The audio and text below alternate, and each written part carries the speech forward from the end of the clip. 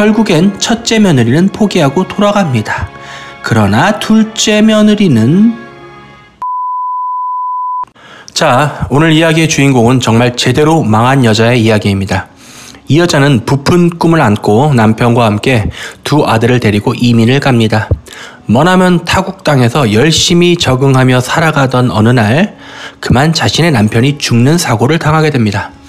자신이 의지하던 남편의 죽음은 이 여자에게 엄청난 충격이었지만 다행히 이 여자에겐 두 아들이 있었기 때문에 이 여자는 이 두 아들을 의지하며 살아갔습니다.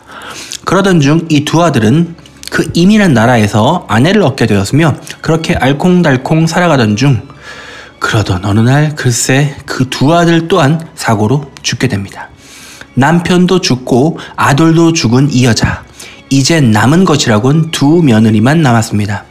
정말 말 그대로 제대로 망한 이 여자는 다시 고국으로 돌아갈 마음을 먹게 되고 두 며느리는 자신의 고향 땅에 데려가지 않고 타국에 그대로 남겨놓기 위해서 정을 때려 합니다. 너희는 각기 너희 어머니의 집으로 돌아가거라. 너희가 너희의 남편에게 잘하고 또한 나에게 잘해준 대로 하나님께서도 너희에게 잘해주기를 기도하겠다. 여호와께서 너희에게 허락하사 각기 남편의 집에서 위로받게 하시기를 내가 원한다. 이렇게 말해도 두 며느리는 울면서 시어머니와 함께 가겠다고 들러붙는군요. 그래도 이 망한 여자가 설득하자 결국엔 첫째 며느리는 포기하고 돌아갑니다. 그러나 둘째 며느리는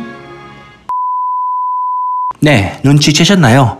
오늘 이야기의 이 망한 여자의 이름은 나오미입니다. 그리고 이 떨어지지 않는 여자, 즉 둘째 며느리는 룻입니다. 이렇게 룻과 나오미는 다시 유대 땅 베들레헴으로 돌아오게 됩니다. 그런데 이 유대 땅에는 아주 부자이고 잘생기고 또한 그 동네의 유지인 보아스라는 사람이 있었습니다. 자, 알거지로 돌아온 나오미와 룻은 먹을 게 없었기 때문에 룻은 시어머니에게 이삭을 주우러 간다고 말하고 우연하게 보아스의 밭으로 이삭을 줍게 됩니다. 그런 룻을 멀리서 알아본 보아스는 자기 하인들에게 룻이 이삭을 줍는 것을 절대로 방해하지 말 것과 또한 알게 모르게 도와주란 말까지 하고 심지어는 밥 먹을 때에도 자신의 식탁으로 초대해서 극진한 대접을 합니다. 이렇게 훌륭히 대접받고 손 가득히 먹을 것을 가지고 나오미에게 돌아간 룻은 그날 하루 있었던 일들을 시어머니에게 설명합니다. 자, 그러자 나오미의 머릿속에는 순간 어떠한 계략이 떠오릅니다. 자, 그 계략을 설명하기 위해서는 말씀 구절을 먼저 말씀드려야 합니다. 자, 신명기 25장 5절. 형제들이 함께 사는데 그중 하나가 죽고 아들이 없거든 그 죽은 자의 아내는 나가서 타인에게 시집가지 말 것이요 그의 남편의 형제가 그에게로 들어가서 그를 맞이하여 아내로 삼아 그의 남편의 형제된 의무를 그에게 다 행할 것이요.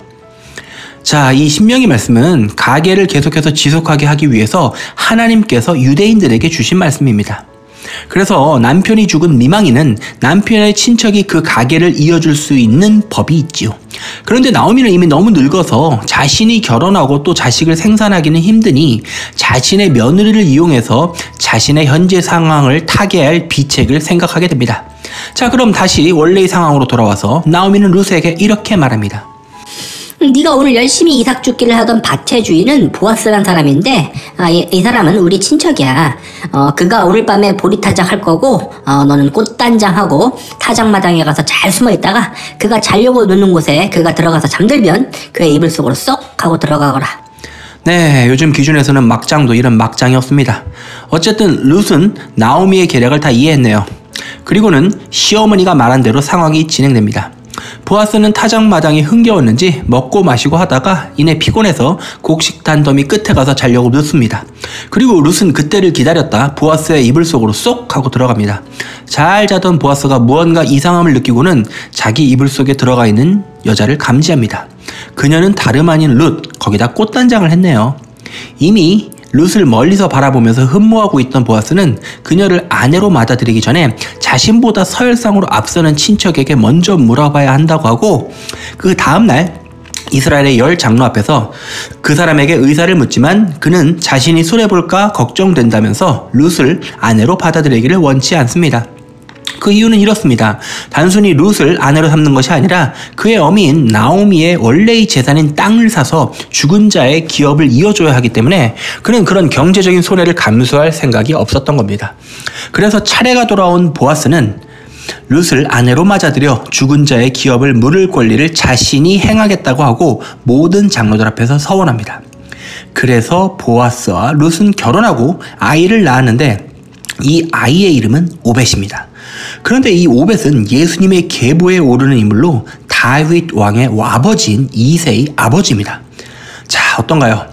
망했던 한 여자가 며느리를 잘 들여서 결국엔 자신의 재산도 다 되찾고 심지어는 증증손주로 다윗을 두게 되는 영광을 누리게 되었습니다.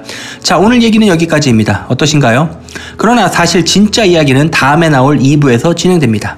이 룻기는 정말 성경의 축약판이라고 할 정도로 엄청난 것들이 숨어있는 책입니다. 자, 그렇다면 다음에 올릴 영상에서 그 나머지 이야기들을 풀어가도록 해보겠습니다. 감사합니다.